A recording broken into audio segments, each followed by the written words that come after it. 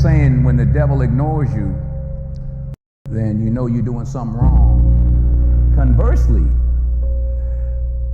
when the devil comes at you, maybe it's because you're trying to do something right. One of the things that I was taught that sticks in my mind was a gentleman by the name of Bill Ball, and he always talked about failing big. He said, if you're going to fail, fail big. And I'm like, I like that philosophy. I do too. You know, I'm not a fall back mentality kind of person. People would say, well, you know, you better have another career to fall back on. I'm like, I don't want to fall back on anything.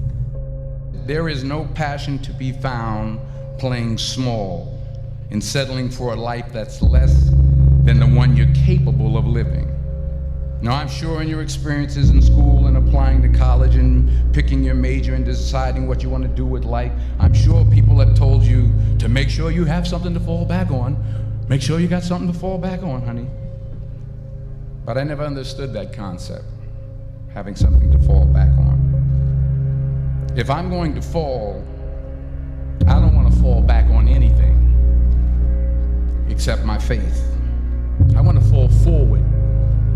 I figure at least this way I'll see what I'm going to hit. Fall forward. Society is forcing success down our throat, comparative success down our throat. You know, I don't know if the Bible says it, but it's somewhere it says in the last days we'll become lovers of ourselves. The number one photograph now is a selfie. So we all want to be followed.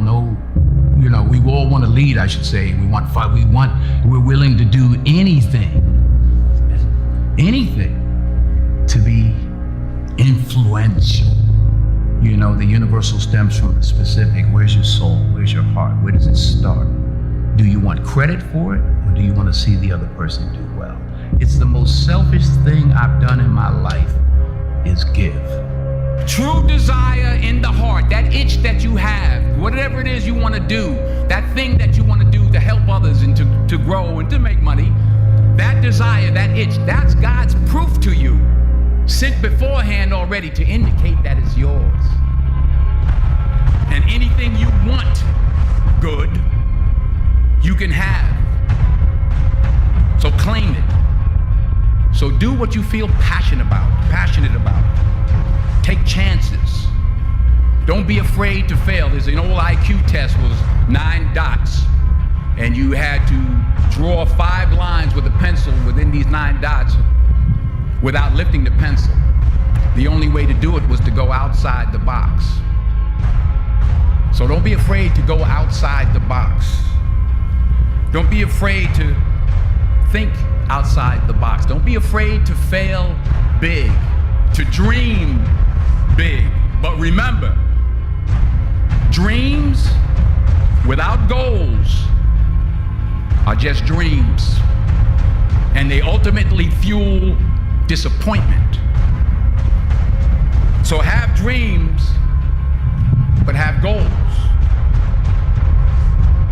You know, but fame is a monster, you know, and we all have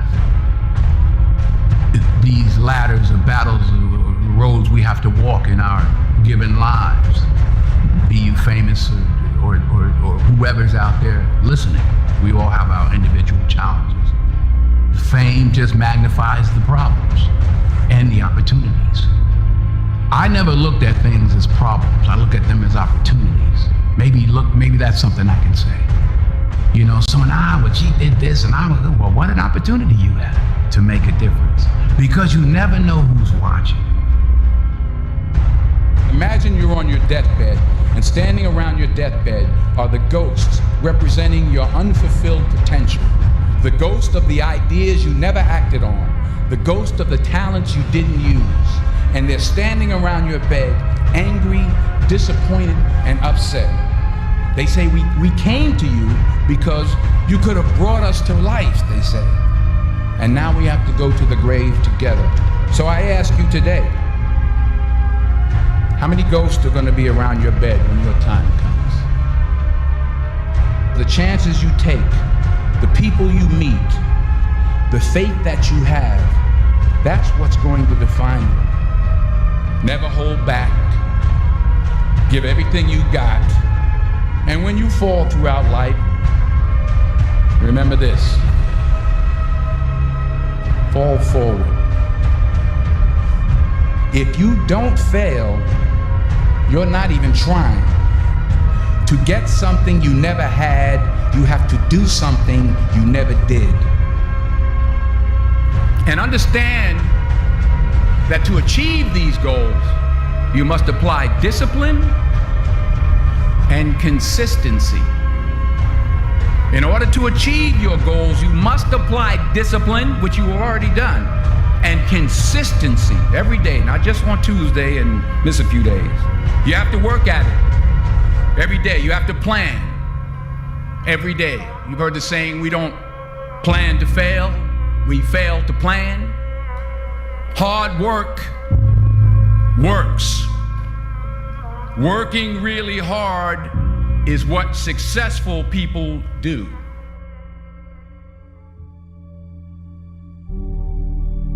"40 years ago, March 27th, 1975, it was 40 years ago, I was flunking out of college. I had a 1.7 grade point average. I was sitting in my mother's beauty shop, and I'm looking in the mirror, and I see behind me this woman under the dryer.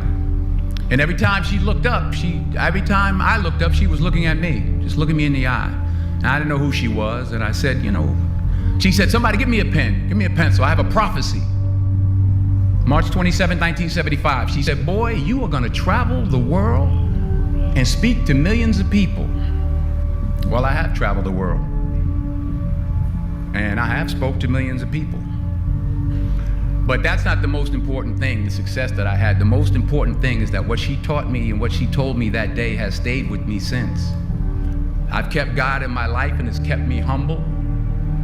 I didn't always stick with him, but he always stuck with me. So stick with him in everything you do. If you think you want to do what you think I've done, then do what I've done. So you got to get out there. You got to give it everything you got, whether it's your time, your talent, your prayers, or your treasures. Because remember this: you will never see a U-Haul behind a hearse. You will never see a U-Haul behind a hearse. You can't take it with you. The Egyptians tried it. What are you going to do with what you have? I found that nothing in life is worthwhile unless you take risks. Nothing.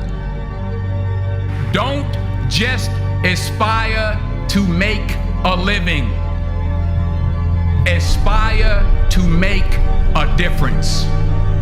Without commitment, you'll never start, but more importantly, you'll never finish. Ease is a greater threat to progress than hardship.